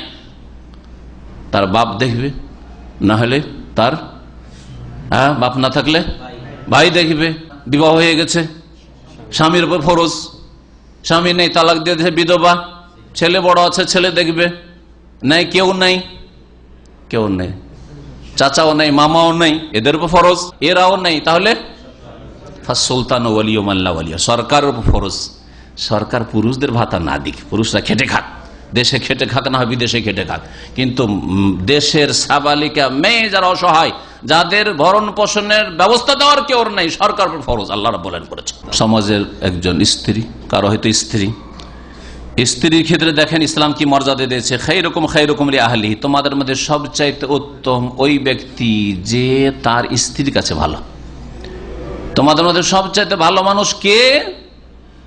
যাকে তার স্ত্রী সার্টিফিকেট দেয় আমার স্বামী খুব ভালো, আমার স্বামী খুব ভালো যদি বলে তাহলে ভালো, আর যদি বলে আমার স্বামীর ভাষা খারাপ, চরিত্র খারাপ, হালাল হারাম বুঝে না, কখন মেন্সের অবস্থায় থাকি আর কখন পাক না পাক থাকি কিছু বুঝে না, আমার স্বামীকে নামাজ পড়তে উঠাই রেগে যায়, মাঝে মাঝে পড়ে মাঝে মাঝে পড়ে না, আমার স্বামীর নজর খারাপ, অন্যদিকে নজর যায় ইত্যাদি। এইসব কথা যদি বলে, এক কথায় যদি স্বামী সম্পর্কে স্ত্রী, নেক স্ত্রী যদি খারাপ ধারণা রাখে, খারাপ বিশ্বাস রাখে, খারাপ রিপোর্ট দেয় যে আমার স্বামী ভালো না, তাহলে সেই ব্যক্তি কখনো ভালো না। কিন্তু শর্ত হচ্ছে যে নেক বিবি হইতে হবে, নেক বিবি হইতে হবে। ও যদি নেক বিবি না হয়, দাড়ি পছন্দ করেন না, আর স্বামী রেখে দিয়েছে দাড়ি, আর কি ভালো মানুষ নাকি? এখন থেকে মোল্লা সেজে গেছে। আমি কলেজ ইউনিভার্সিটি পড়াশোনা করলাম, আরে এখন থেকে মোল্লা হুজুর পেয়ে গেলাম। আমার কোনোদিনই কল্পনা ছিল না, স্কুল কলেজের ছেলে দেখে বিয়ে করলাম তো সে হুজুর সেজে গেল। এগুলো ঈমান ভঙ্গকারী বিষয়। এতে একজন মুসলিম পুরুষ হোক আর মহিলা এই ধরনের ভাষাতে ঈমান নিজের নষ্ট করে, কাফের হয়ে যেতে পারে। কারণ দাড়িটা তার দুনিয়ার বিষয় নয়, দাড়িটা হচ্ছে তার দিনের বিষয়। তাকে ঘৃণা করছে কিসের জন্য? দিনের জন্য তার ঘৃণা করছে, তার ধর্মের জন্য ঘৃণা করছে, রাসূলুল্লাহ সাল্লাল্লাহু আলাইহি ওয়াসাল্লামের আদর্শের উপর আছে সেই জন্য ঘৃণা করছে। এই ঘৃণা যদি কোনো পুরুষের অন্তরে থাকে তবে ঈমান নষ্ট হবে, কোনো মহিলার অন্তরে থাকে তবে ঈমান নষ্ট হবে। তিরমিজির হাদিস, ওয়া আনা খায়রুকুম লিআহলি, আর আমি আমার পরিবারের কাছে সবচেয়ে ভালো মানুষ। রাসূলুল্লাহ সাল্লাল্লাহু আলাইহি ওয়াসাল্লাম আমি আমার পরিবারের কাছে সবচেয়ে ভালো মানুষ। মহিলা কারো খালা হয়তো, কারো মা তো কারো খালা, খালারও মর্যাদা রয়েছে। নবী করিম সাল্লাল্লাহু আলাইহি ওয়াসাল্লাম তিরমিজির হাদিস, হাদিস আল খালাতু বিমানজিলাতিল খালার মর্যাদা হচ্ছে মায়ের মতো, খালার মর্যাদা মায়ের মতো। সুতরাং দেশে যখন যাবেন তখন খালার খোঁজ নেবেন, একটু হাদিয়া উপঢৌকন গিফট দিয়ে, অথবা অসুস্থ থাকলে দেখতে যাবেন, খোঁজ খবর নেবেন, অথবা এমনি সুস্থ থাকলেও যদি অভাব থাকে তাহলে সাহায্য সহযোগিতা করবেন। জাকাত শুধু দেবেন না, মাকে তো জাকাত দেবেন না, তাহলে খালা যখন মায়ের মর্যাদা রাখে শুধু জাকাত কেন, নিজের পয়সা করে একটু খরচ করেন। নবী করিম সাল্লাল্লাহু আলাইহি ওয়াসাল্লামের কাছে তিরমিজিতে আরেকটা হাদিস রয়েছে, এক লোক এসে বলে, ইয়া রাসূলুল্লাহ ইন্নী আসাবতু যামবান আযীমান, আমার দ্বারা একটা বড় গুনাহ হয়ে গেছে, ফাহাল লি মিন তওবা, আমার কি তওবা কবুল হবে? কি গুনাহ ছিল বলেননি, এখানে স্পষ্ট নেই। কাল হাল্লাকা মিন উম্মিন, তোমার মা আছে? তাহলে গুনহার তওবার জন্য শুধু মুখে মন্ত্র পড়া যথেষ্ট নাই, অর্থ বুঝে আস্তাগফিরুল্লাহ পড়বেন, অর্থ বুঝে অন্তর থেকে তওবা, আর এরকম গুনাহ করব না, আর মুখে স্বীকার করবেন আস্তাগফিরুল্লাহ ওয়া আতুবু ইলাইহি, আস্তাগফিরুল্লাহ বলে, আর তার সাথে সাথে কাজটাও তার অনুকূলে হবে, যে আমি ফিরে গেছি, এখন ভুল রাস্তা থেকে ফিরে গেছি, ফিরে যেতে হবে। আর তার সাথে সাথে বেশি বেশি নেকির কাজ করতে হবে, ভালো কাজ করতে হবে। নবী সাল্লাল্লাহু আলাইহি ওয়াসাল্লাম এই কথা বললেন না যে তুমি তওবা ইস্তিগফার পড়ো, আর এটাও করলেন না যেটা আমাদের দেশে বেদাতি মোল্লার পীরেরা করে, তওবা পড়ায়, তওবা ইস্তিগফার পড়ায়, মুরিদরা আগে কি করে, তওবা ইস্তিগফার করে। এটা করলেন না রাসূলুল্লাহ সাল্লাল্লাহু আলাইহি ওয়াসাল্লাম, বলছেন বড় গুনাহ করেছে। নবী সাল্লাল্লাহু আলাইহি ওয়াসাল্লাম বললেন এক কাজ করো, তোমার মা আছে? বলছেন লা। কাল হাল্লাকা মিন খালাতিন, তোমার খালা আছে? খালা নাম খালাফা বিররাহা, তাহলে তোমার খালার সাথে সদ্ব্যবহার করো, খালার খোঁজ খবর নাও, খালার যদি আর্থিক সংকট থাকে তাহলে সহযোগিতা করো, খালার যেসব প্রয়োজন রয়েছে সেসব প্রয়োজন মিটে, হচ্ছে বীর মানে সদ্ব্যবহার করা। সদ্ব্যবহার করা মানে শুধু এমনি কেমন আছেন, ভালো আছেন, এইসব খোঁজ খবর নিলেন, এতটা যথেষ্ট নয়। যতটা প্রয়োজন রয়েছে সেসব প্রয়োজনগুলি মেটানো, এটা হচ্ছে সদ্ব্যবহার অন্তর্ভুক্ত। নারী জাতি স্বাভাবিক দুর্বল, সুতরাং দুর্বলদের সাথে রাসূলুল্লাহ সাল্লাল্লাহু আলাইহি ওয়াসাল্লামকে পাবেন। এর আগেও আমি আলোচনা করেছি, নবী সাল্লাল্লাহু আলাইহি ওয়াসাল্লাম বলছেন, আবু দাউদে হাদিস রয়েছে, আর হাদিসটি হচ্ছে সহিহ, ইবগুনি দুআফা, অন্য রিওয়ায়াতে ইবগুনি ফি দুআফা, আমাকে তোমরা সন্ধান করিও কিয়ামতের দিনে দুর্বলদের মাঝে। কোথায় খুঁজে পাবে হাসর মাঠে রাসূলুল্লাহ সাল্লাল্লাহু আলাইহি ওয়াসাল্লামকে? বড় বড় সারা পৃথিবীর যে রাষ্ট্রপ্রধানগুলি রয়েছে, আর বড় বড় মন্ত্রীরা রয়েছে, আর বড় বড় যুগে যুগে যে খলিফারা এসছে, তাদের সাথে বসে না, তাদের সাথে খুঁজে পাবেন না রাসূলুল্লাহ সাল্লাল্লাহু আলাইহি ওয়াসাল্লামকে। রাসূলুল্লাহ সাল্লাল্লাহু আলাইহি ওয়াসাল্লামকে খুঁজে পাবেন কাদের সাথে? দুআফা, দুর্বলদের সাথে। দুর্বল হচ্ছে দরিদ্র গরিব, দুর্বল হচ্ছে ইয়েতিম অনাথ, দুর্বল হচ্ছে বিধবা, দুর্বল হচ্ছে তালাক প্রাপ্তা, দুর্বল হচ্ছে নারী জাতি, দুর্বল হচ্ছে যারা অসহায় মজলুম নির্যাতিত, দুনিয়ায় বড় জুলম অত্যাচার তাদের উপর হয়েছে, দুর্গত ছিল দুনিয়া বিভিন্ন দিক থেকে। ওই সব লোকদের মাঝে রাসূলুল্লাহ সাল্লাল্লাহু আলাইহি ওয়াসাল্লামকে খুঁজিয়ে এই কথা বলছেন, ফাইন্নামা তুরজাকুনা তুনসারুনা বিদুআফাইকুম। আর একটা অর্থ এই হাদিসে যে আমাকে কাছাকাছি যদি পেতে হয়, আর আমার শাফাত যদি পেতে হয়, আমার হাউজে কাউসারের পানি পেতে হয়, তাহলে দুর্বলদের সাথে সদ্ব্যবহার করো। ইবগুনি দুআফা, দুর্বলদের মাঝে আমাকে খোঁজ করিও, দুর্বলদের সাথে সদ্ব্যবহার করিও, তাহলে আমার খোঁজ পাবে বা আমার সাহায্য পাবে, সেই সময় আমার শাফাআত পাবে ইত্যাদি। কারণ তোমাদের সাহায্য করা হয় এবং তোমাদের রিজিক দেওয়া হয় তোমাদের দুর্বলদের বদৌলতে। আর একটি বিষয় বলি, নারী জাতিকে অনেকে মারধর করে, বিশেষ করে স্ত্রীকে মারধর করে। আর গালমন্দ করা তো অধিকাংশ পুরুষদের বদ স্বভাব। এই মর্মে কিছু কথা শুনেলেন, দুটো হাদিস শোনায়। নবী করিম সাল্লাল্লাহু আলাইহি ওয়াসাল্লাম ভালো মানুষ বলেননি ওই সব লোকদেরকে যারা স্ত্রীকে মারে, যদিও ভুল করে। নবী করিম সাল্লাল্লাহু আলাইহি ওয়াসাল্লাম কখনো মারেননি, কোনো খাদেমকেও মারেননি, দাসদাসীকেও মারেন নাই, স্ত্রীকেও মারেন নাই। আর যারা মেরেছে তাদের সম্পর্কে বলেছেন যে এরা ভালো মানুষ নয়। এই মর্মে একটি হাদিস শোনাই। ইয়াস বিন আব্দুল্লাহ বলছেন কালা রাসূলুল্লাহ সাল্লাল্লাহু আলাইহি ওয়াসাল্লাম, রাসূলুল্লাহ সাল্লাল্লাহু আলাইহি ওয়াসাল্লাম বলেছেন লা তাদরিবু ইমা আল্লাহ। একবার বললেন মদিনায় যে তোমরা আল্লাহর বান্দীদেরকে অর্থাৎ মহিলাদেরকে মারিও না, মারধর করিও না, স্ত্রীদেরকে মারধর করি না। আরবরা জাহিলিয়াতের যুগ থেকে স্ত্রীদের উপর জুলুম অত্যাচার করতো, স্ত্রীদেরকে মারতো। তো খানিকটা ওই রোগ জাহিলিয়াতের রোগ থেকে যেতে পারে। নবী করিম সাল্লাল্লাহু আলাইহি ওয়াসাল্লাম আল্লাহর বান্দীদেরকে তোমরা মারধর করবে না। ফাজা ওমর ইলা রাসূলিল্লাহ সাল্লাল্লাহু আলাইহি ওয়াসাল্লাম, এই কথা শুনে নেওয়ার পরে মহিলাদের একটু সাহস বেড়ে গেল। কথা শোনার পরে, কারণ নবী সাল্লাল্লাহু আলাইহি ওয়াসাল্লাম স্ত্রীদেরকে মারতে বারণ করেছেন, নিষেধ করেছেন, তাই না? এখন মহিলাদের সাহস বেড়ে গেছে, কারণ পুরুষরা তো সাহাবী, ওদেরকে মানতে হবে রাসূলুল্লাহ সাল্লাল্লাহু আলাইহি ওয়াসাল্লামের কথা। আর মারছে না, সবাই ভয়ে আছে, নবী সাল্লাল্লাহু আলাইহি ওয়াসাল্লাম নিষেধ করেছেন মারতে, কেউ মারে না। তখন মহিলারা করলো কি, অনেকেই স্বামীকে বড় বড় কথা বলা শুরু করলো, স্বামীর সামনে বড় বড় কথা বলা, উচ্চস্বরে চিৎকার করে কথা বলা, আর তর্ক বিতর্ক করা, ঝগড়া করা, কিছু এইরকম শুরু করে দিল। উমর রাদিয়াল্লাহু তাআলা আনহুর এক স্ত্রীও এইরকমই, উমরের মতো রাগী মানুষ, আর উমরের মতো ওইরকম মানুষ, ব্যক্তিত্ব সম্পন্ন মানুষ, দুর্বল না। তার সামনে তার স্ত্রী কথার উত্তর দিয়ে দেয়, ফটফট করে উত্তর দিয়ে দেয়, তর্ক করে, প্রতি উত্তর করে। এইরকম দেখে তিনি এসে বললেন যে জাইরনা নিসা আলা আজওয়াজিহিন্না, ইয়া রাসূলুল্লাহ, হে আল্লাহর রাসূল, মহিলারা বেশি সাহসী হয়ে গেছে, আপনার কথা শুনে জানছে আর তো মারবে না কেউ, আর আমিও মারি না, মহিলারা খুব বেশি সাহসী হয়ে গেছে। এমন দুঃসাহসিকতা দেখাচ্ছে যে মুখের সামনে তর্কে জড়িয়ে যাচ্ছে আর প্রত্যেকটা কথার উত্তর দিচ্ছে, না এটা হবে না, ওইটা হবে না, এটা করবো না, ওইটা করবো না, এইরকম করা শুরু করেছি। কোন সাহস পেয়ে গেল আপনার কথায় মহিলারা? রাসূলুল্লাহ সাল্লাল্লাহু আলাইহি ওয়াসাল্লামকে অভিযোগ করলেন ওমর তাআলা আনহু, ফারাখাসা ফি দারবিহিন্না। তখন নবী সাল্লাল্লাহু আলাইহি ওয়াসাল্লাম বলে যে ঠিক আছে, মারতে নিষেধ করেছিলাম, ঠিক এক একটু মারো, মারো, এক একটু মারো। তাহলে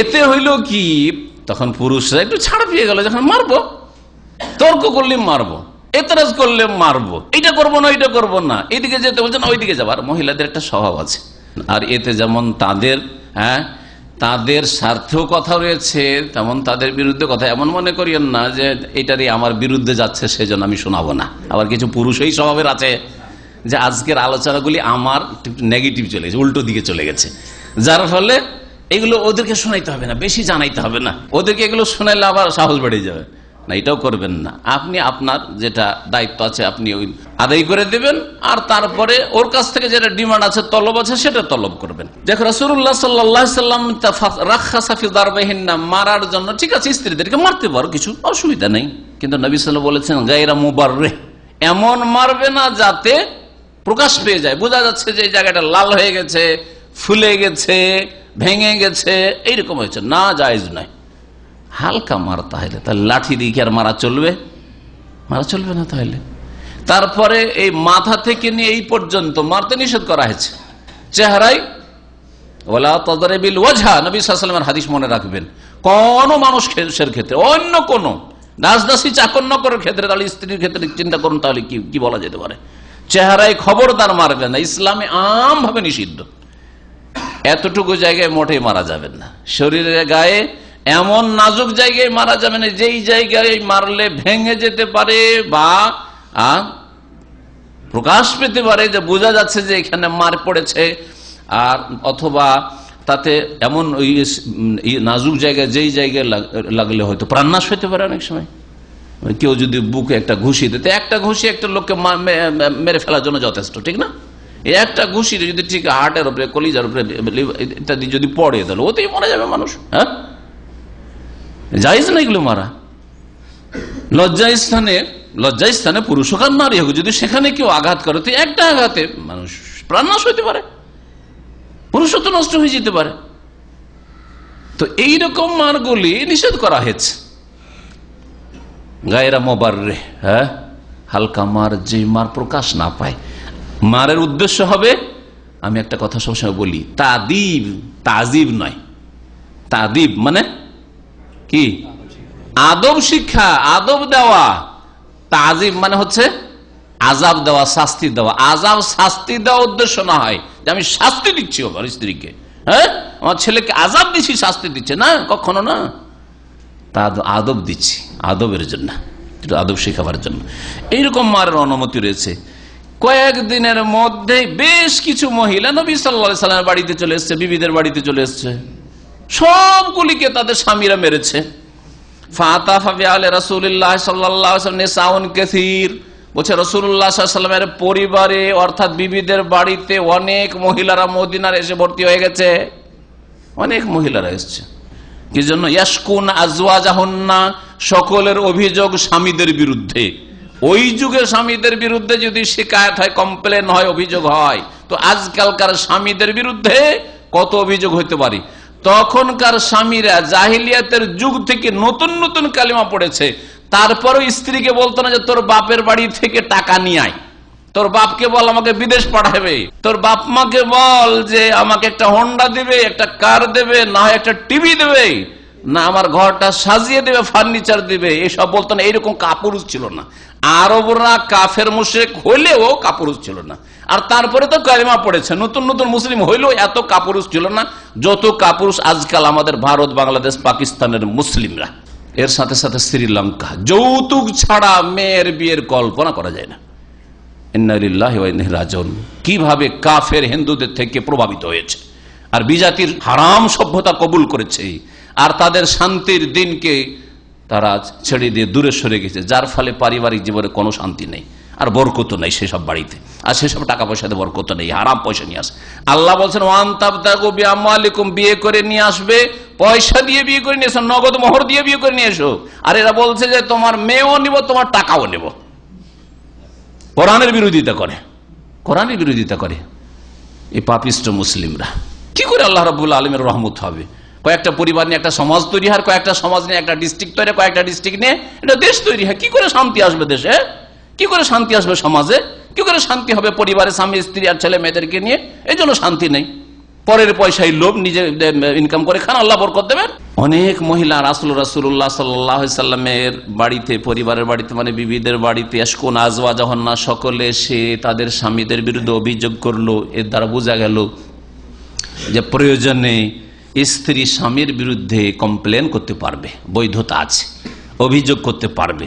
আপনি জুলুম করেই যাচ্ছেন, আর যদি সে তার বাবাকে গিয়ে বলে অথবা আপনার বাবাকে বলে যে এইরকম আমার উপরে জুলুম অত্যাচার করছে, এরকম অন্যায় কাজ করছে, শরীয়তি ক্ষেত্রে হোক অথবা দুনিয়ার ক্ষেত্রে হোক, হকের ক্ষেত্রে হোক, যদি বলে তুই কেন বললি, হ্যাঁ আমাদের কথা লিক আউট কেন করলি, বাইরে কেন যেতে দিলি, এই কথা বলার অধিকার আপনার নাই। রাসূলুল্লাহ সাল্লাল্লাহু আলাইহি সাল্লামের সাহাবী মহিলারা স্বামীদের বিরুদ্ধে অভিযোগ করেছে, কিসের জন্য? যে স্বামীরা মারধর করেছিল। নবী করিম সাল্লাল্লাহু আলাইহি ওয়াসাল্লাম লাকাদ তাফা বিআলি মুহাম্মাদ নিসাউন কাসীর, নবী সাল্লাল্লাহু আলাইহি ওয়াসাল্লাম একটি খুতবা দিলেন, বক্তব্য, আর বললেন দেখো নবী করিম সাল্লাল্লাহু আলাইহি ওয়াসাল্লামের পরিবারের বাড়িতে মানে আমার বিবিদের ঘরে ঘরে অনেক মহিলারা এসেছে, ইয়াশকুন আজওয়াজাহুন্না, তাদের স্বামীদের বিরুদ্ধে কমপ্লেন করার জন্য, অভিযোগ করার জন্য। শুনে রাখো, লাইসা উলাইকা বিখিয়ারিকুম, যেই সব লোকেরা স্ত্রীদেরকে মারধর করে তারা তোমাদের মধ্যে কোনো ভালো মানুষ নয়, অথচ তারা সাহাবায়ে কেরাম ছিলেন। তারা কে ছিলেন? সাহাবায়ে কেরাম ছিলেন। তারপরে বলছেন লাইসু বিখিয়ারিকুম, তোমাদের মধ্যে তারা ভালো মানুষ না। লাইসা উলাইকা বিখিয়ারিকুম, এই সব লোকেরা যারা স্ত্রীদেরকে মারে তারা কোনো ভালো মানুষ না। আর একটা কথা মনে রাখেন এই মর্মে, যদি কোনো মানুষ এইরকম বদ স্বভাব তার থাকে যে স্ত্রীকে মারে, তাহলে এইরকম লোকের সাথে রাসূলুল্লাহ সাল্লাল্লাহু আলাইহি ওয়াসাল্লাম বিয়ে দেওয়া পছন্দ করেন নাই, বিয়ে দেওয়া পছন্দ করেন। এটা কেমন করে এখন বুঝবেন? একটা বোঝার তরিকা যে অলরেডি এর আগে বিয়ে করেছিল, বিয়ে করার পরে তালাক হয়েছে অথবা তার স্ত্রী মারা গেছে, তাহলে তার একটু খোঁজ খবর নেন যে তার স্ত্রীর সাথে আচরণ কেমন করত। দেখা যায় স্ত্রীকে মারত, সেজন্য তালাক নিয়েছে, অথবা স্ত্রীকে মারধর করতো, স্ত্রীটা খুব সুখে ছিল না, মারা গেছে, আল্লাহ ভালোই, অনেকে বলে যে ভালোই যান, ভালোই আছে, আরাম পেয়েছে। হ্যাঁ, তাহলে এইরকম লোককে মেয়ে রাসূলুল্লাহ সাল্লাল্লাহু আলাইহি ওয়াসাল্লাম দিতে নিষেধ করেছেন। আর ওই যুগে যদি নিষেধ করে থাকেন, তো আজকালকার যুগের লোকেরা কি করে মেয়ে পাওয়ার যোগ্যতা রাখে যদি স্ত্রীদেরকে মারধর করে?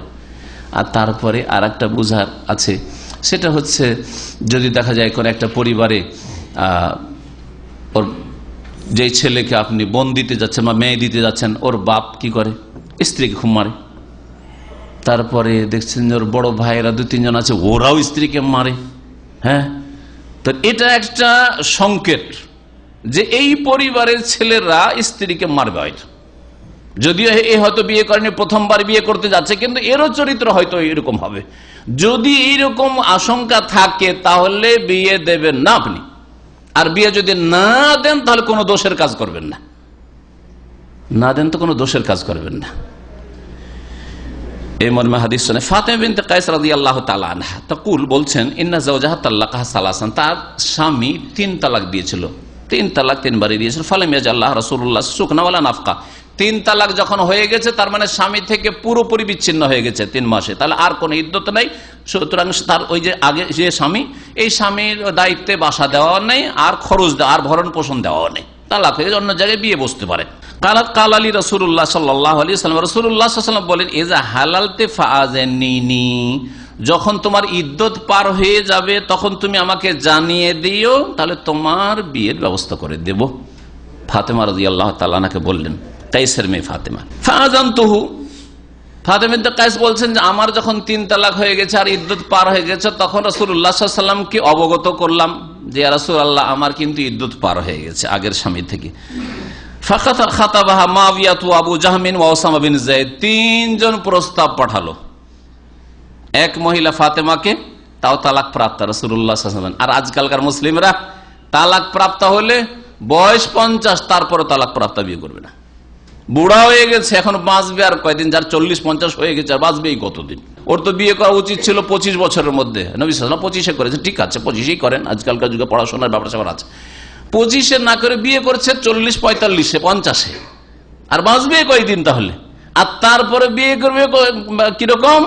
16 বছর হইতে হবে। এক ভাই এখানে আছে, ওর ভাই 50-এর উপরে বয়স, 55 বছর বয়স, বিয়ে করবে ওকে দেখাচ্ছে 25-এর গুলো, বলছে 25-এর গুলো করবো না, কোন গুলো 16 বছর মেয়েকে বিয়ে করেছে। বড় অজ্ঞতা এটা, কখনো ভালোবাসা জন্মাবে না এইভাবে, আর কখনো দাম্পত্য জীবনে শান্তি পাবেন না আপনি।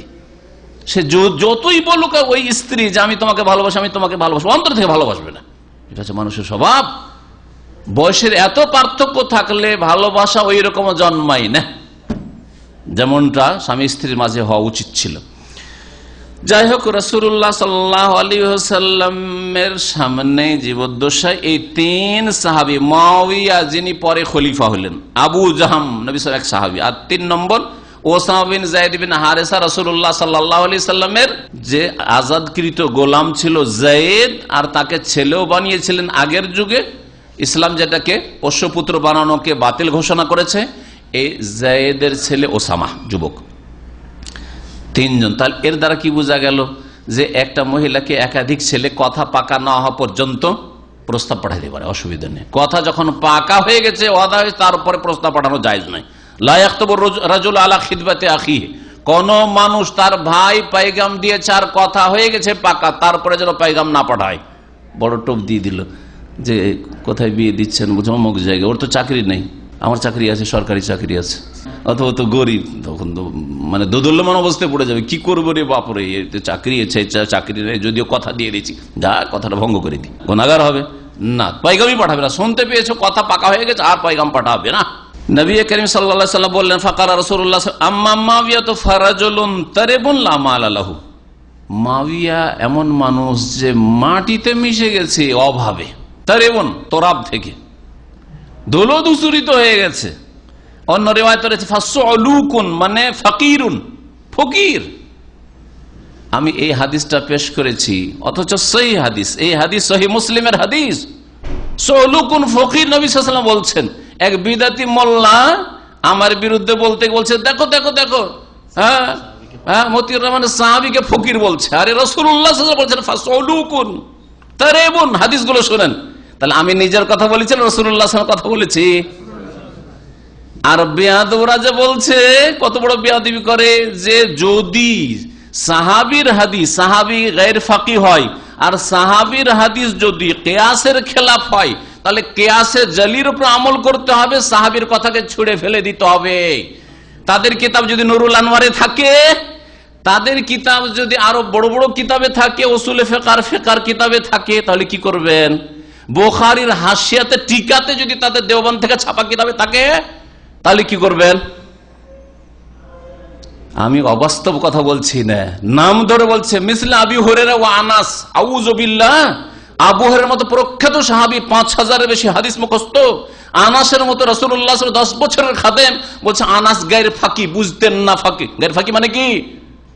হাদিস বুঝতেন না, শুধু মুখস্থ রাখতেন। যেমন আতরের দোকানওয়ালা বা ফার্মাসিস্ট তো ফার্মাসিস্ট, তারপরে পড়াশোনা করলে তো ফার্মেসির ওষুধ বুঝে, কিন্তু এমনি দোকানে সেলসম্যান, ওষুধের দোকানে সেলসম্যান গায়র ফাকি। হাদিস বুঝে না যে কি মাসলা বেরোবে নাকি, আনাস বুঝে না আর আবু হুরায়রা বুঝে না। এই হচ্ছে বেয়াদবদের কথা। এত বড় বেয়াদবি করে বেয়াদবি হইল না তাদের। আর বুখারীর টিকাকে নাপাক করলে কথা দিয়ে কিয়াস মানতে হবে, মানে যুক্তিকে মানতে হবে, আর আনাসের আর আবু হুরায়রার হাদিসকে ছেড়ে দিতে হবে। যেমন হাদিসুল মুসাররা উদাহরণ দিয়েছে। হাদিসুল মুসাররা, যদি কেউ যদি গাভী বিক্রি করে বা যদি বকরি বিক্রি করে অথবা উট বিক্রি করে, যে দুধ 7 কিলো 10 কিলো হচ্ছে, একদিন দহন করলো, দ্বিতীয় তৃতীয় দিন দেখা গেল 2 কিলো হয়ে গেল, এটাকে বলা হয় এই মাসলায় বলছে যে না, নবী সাল্লাল্লাহু আলাইহি ওয়াসাল্লাম যে সিদ্ধান্ত দিয়েছেন আর ওইটা বর্ণনা করেছেন আনাস আর আবু হুরায়রা, ওইটা নেওয়া যাবে না। নাউযুবিল্লাহ। কি দিতে হবে? বলছে যে ওই মূল্য দিতে হবে, যে কয়েকদিন ওই দুধ খেয়েছে ওর মূল্য দিতে হবে। ওয়াসামিন তামারিন বা যে ফয়সালাটা নবী সাল্লাল্লাহু আলাইহি ওয়াসাল্লাম, ওইটা মানা যাবে না।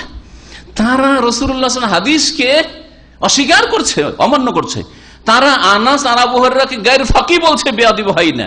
আর নবী সাল্লাল্লাহু আলাইহি ওয়াসাল্লামের ভাষায় যদি বলি কি, আম্মা মুআবিয়া তো ফারাজুলুন তারিবুন, মুআবিয়া হচ্ছে বড়ই গরিব মানুষ, ধুলাতে মিশে যাওয়া, এত অভাবী। লা মাল আলা, ওর ব্যাখ্যাও করে দিচ্ছেন যে অন্য অপব্যাখ্যা করবেন আপনি। ওর কোনো পয়সা নেই, মালধন নেই।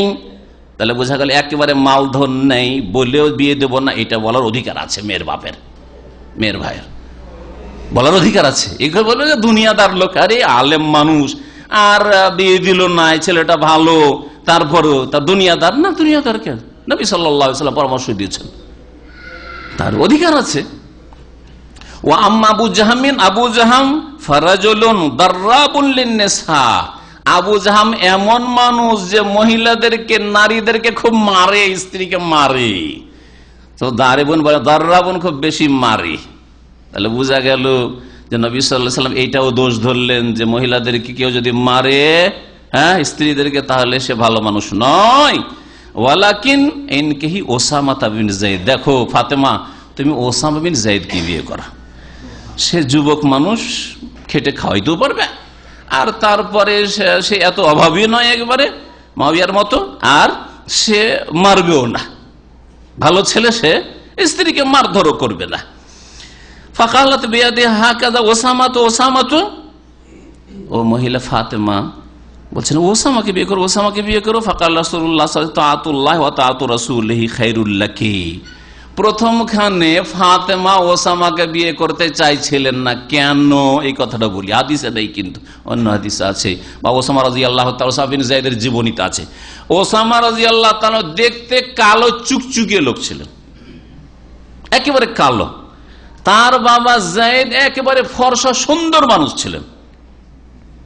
বাপ হচ্ছে একবারে সাদা ফর্সা যায়েদ বিন হারেসা, হ্যাঁ, আর ওসামা কালো। আজকাল যদি কারো কালো বাচ্চা হয়ে যায়, স্বামী স্ত্রী দুইজনে ফর্সার, ছেলে মেয়ে হয়ে গেছে কালো, তখন স্ত্রীরও সন্দেহ করা শুরু করে, শয়তান ঢুকে কেন দিয়ে। হ্যাঁ, নবী সাল্লাল্লাহু আলাইহি ওয়াসাল্লাম এর জবাব দিয়েছেন, লাল্লা ইরকুন নাযাহু, হইতে পারে তোমার কোন রোগ ওইদিকে টেনে নিয়ে গেছে, তার মানে তোমার দাদা, দাদার দাদা, দাদার বাপ বা শ্বশুরের দিক থেকে কেউ ছিল ওপরে কালো, দাদি, নানি, বা ওপরে কেউ ছিল দাদা, নানা, নানার বাপ, নানার দাদা কেউ ছিল কালো ছিল, ওইরকম ওই দিকে টেনে নিয়ে গেছে হইতে পারে।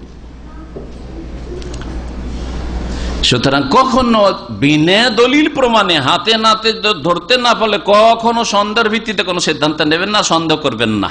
ইন্না বাদাজ্জান্নি ইসমুন, এইরকম সন্দেহ করা আর কুধারণা করাই হচ্ছে গুনহার কাজ। কথা লম্বা হয়ে যাচ্ছে, এখানে আজকে শেষ করব। নবী করিম সাল্লাল্লাহু আলাইহি ওয়াসাল্লাম বলেন, দেখো কালো বলে তুমি ওকে অস্বীকার করিও না বিয়ে করতে। তাআতুল্লাহ ওয়া তাআতু রাসূলি খায়রুল লাকি, আল্লাহকে মেনে নেওয়া আর তার রাসূলকে মেনে নেওয়া তোমার জন্য কল্যাণকর হবে। আমি বলছি তুমি ওকে বিয়ে করো, কালো মানুষকে বিয়ে করো। কালাত ফাতেমা বলছেন ফাতাজাওয়াজতুহু, বিয়ে করলাম ওসামা, ওই কালো মানুষকে বিয়ে করলাম। ফাকতু বিত্তু, তারপরে আমাকে নিয়ে সবাই ঈর্ষা করত। ঈর্ষা করা বুঝেন? ঈর্ষা করা কাকে বলে? হ্যাঁ, একটা হচ্ছে হিংসা যেটা হারাম, আর একটা হচ্ছে ঈর্ষা, গিবতা। হাসাদ হারাম আর গিবতা জায়েজ। আরবিতে গিবতা বলা হয় ঈর্ষা। ঈর্ষা এখানে হিংসা যেটা হারাম হিংসা, সেই অর্থে বলছি না। এটা কিসের অর্থে? কার মতো আকাঙ্ক্ষা করা, হাই রে হ্যাঁ এর মতো যদি পাইতাম। হ্যাঁ, অন্য মহিলারা আকাঙ্ক্ষা করতো যে হাই রে ফাতেমা বিনতে কাইসের মেয়ে ফাতেমা রে, তালাক প্রাপ্তা মহিলা, তারপরে এত সুন্দরী, এত ভালো স্বামী পেয়ে গেল, এত ভালো স্বামী, রাসূলুল্লাহ সাল্লাল্লাহু আলাইহি ওয়াসাল্লামের আদরের ছেলে এটা। হ্যাঁ, খুব আদর করতেন রাসূলুল্লাহ সাল্লাল্লাহু আলাইহি ওয়াসাল্লামকে, এত ভালো মানুষ, ভালো স্বামী পেয়ে গেল, এই বলে অনেকে ঈর্ষা করতো মহিলারা, যে আমরাও যদি এরকম ভালো ছেলে, ভালো স্বামী পেতাম। মহিলাদেরকে গালি দেওয়া, যেখানে কোন মুসলিমকে গালি দিলে ফাসিক হয়, তাহলে যদি কেউ স্ত্রীকে গালি দেয়, বোনকে গালি দেয়, মাকে গালি দেয়, মেয়েকে গালি দেয়, কি হইতে পারে? গুনাহ আরো বাড়বে না বাড়বে না? সেবাবুল মুসলিমে ফসুকুন, মুসলিমকে গালি দেওয়া ফাসিকের কাজ। তাহলে মুসলিম, তার সাথে আপনার মা, মুসলিম মেয়ে, মুসলিম আপনার বোন, মুসলিম আপনার স্ত্রী, মুসলিম আপনার আর কেউ, তাহলে এইভাবে নারীকে মর্যাদা দিয়েছে ইসলামে। এইরকমই নবী করিম সাল্লাল্লাহু আলাইহি ওয়াসাল্লাম বলেছেন, সর্বোত্তম আমল হচ্ছে কোন মুসলিমের অন্তরকে খুশি করা। তাহলে যদি মহিলাদেরকে খুশি রাখেন, তাহলে এটা ভালো আমল হবে না? আর বিশেষ করে সেটা যদি আপনার পরিবার হয়, আপনার মা হয়, আপনার বোন হয়, আপনার স্ত্রী হয়, আপনার মেয়ে হয়, এইরকম কেউ যদি আপনার খালা হয়, আপনার ফুফু হয়। নবী করিম সাল্লাল্লাহু আলাইহি ওয়াসাল্লাম থেকে আব্দুল্লাহ বিন উমর রাদিয়াল্লাহু তাআলা আনহু বর্ণনা করেছেন, আন্না রাজুলান জা'a ইলা রাসূলিল্লাহি সাল্লাল্লাহু আলাইহি ওয়াসাল্লাম ফাকালা ইয়া রাসূল আইয়ুন নাস আহাব্বু ইলাল্লাহ আও আইয়ুল আমাল আহাব্বু ইলাল্লাহ, কোন মানুষ আল্লাহর কাছে সবচেয়ে বেশি প্রিয়, অথবা কোন আমল আল্লাহর কাছে সবচেয়ে বেশি প্রিয়? ফাকালা রাসূলুল্লাহ আহাব্বুন নাস ইলাল্লাহ আনফাউহুম, আল্লাহর কাছে সবচেয়ে প্রিয় মানুষ হচ্ছে যারা মানুষের জন্য অধিক উপকারী। আনফাউহুম লিন-নাস, যে যত পরোপকারী মানুষ, যে যত বেশি মানুষের উপকার করে, তত বেশি আল্লাহর কাছে প্রিয় বান্দা। আরো বললেন ওয়াহাব্বুল আমাল ইলাল্লাহ, আল্লাহর কাছে সবচেয়ে প্রিয় কাজ, প্রিয় আমল সুরুরুন, খুশি করা, খুশি করা। তুদখিলুহু আলা মুসলিমিন, কোন মুসলিমের অন্তরে খুশি ভরে দেওয়া, অর্থাৎ মুসলিমের মনকে খুশি করে দেওয়া। কোন মুসলিম ভাইকে যদি খুশি করেন, তাই যদি সবচেয়ে ভালো আমল হয়, তাহলে আপনার মা, বোন, খালা, ফুফু, স্ত্রী, মেয়ে, এদেরকে যদি খুশি রাখেন আপনি, তাহলে কত ভালো আমল হইতে পারে চিন্তা করুন তো। এইভাবে নারীদেরকে আল্লাহ পাক রব্বুল আলামিন মর্যাদা দিয়েছেন, যা কোরআন সুন্নাহ রয়েছে। এই হাদিসটি ছিল মুআজামে সগীর ইমাম তাবরানী রাহমাতুল্লাহ আলাইহি, আর হাদিসের সনদ হচ্ছে হাসান, হাদিসের নম্বর হচ্ছে 861। এখানে আজকের আলোচনা শেষ করছি।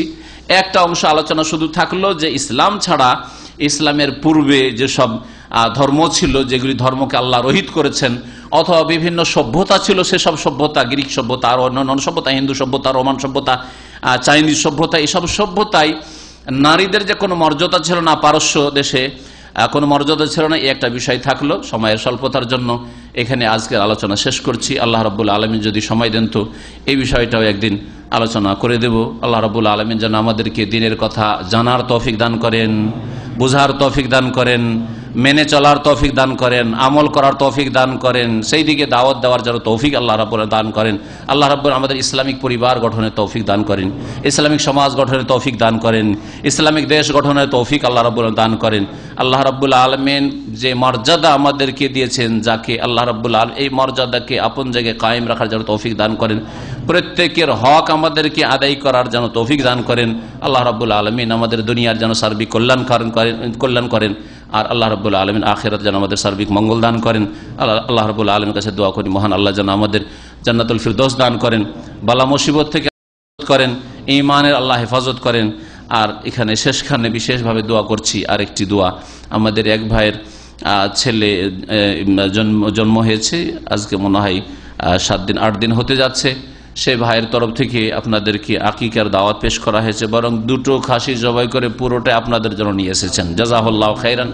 সুতরাং তার জন্য দোয়া না করলে সে তার নাশুকরি করা হবে, আর যদি মানুষের শুকরিয়া আদায় না করি তো আল্লাহর শুকরিয়া আদায় হয় না। লাম ইয়াশকুরিল্লাহ মান লাম ইয়াশকুরিন নাস, যে মানুষের শুকরিয়া আদায় করে না সে আল্লাহর শুকরিয়া যথাযথ আদায় করতে পারে না। আল্লাহ যেন তাকে জাযায়ে খায়ের দান করেন, এবং তার জন্য দোয়া করি, তার পরিবারের জন্য দোয়া করি, তার নিউবর্ন নতুন যে সন্তান রয়েছে তার জন্য দোয়া করি, আরও যেসব সন্তান রয়েছে সকলের জন্য দোয়া করি, যেসব ভাইরা বোনেরা এখানে আসছেন তাদের ছেলে মেয়েদের জন্য দোয়া করি। আল্লাহ রাব্বুল আলামিন সকলকে যেন নেক সন্তান দান করেন, সুস্থতা দান করেন, সবাইকে যেন সুস্থ রাখেন, ঈমানের অবস্থায় রাখেন। আল্লাহ রাব্বুল আলামিন তাদেরকে যেন দ্বীনের পথে কায়েম রাখেন। এখানে আমাদের আলোচনা শেষ করছি। সুবহান রাব্বিকা রাব্বিল ইজ্জাতি আম্মা ইয়াসিফুন ওয়া সালামুন আলাল মুরসালিন ওয়াল হামদুলিল্লাহি রাব্বিল আলামিন।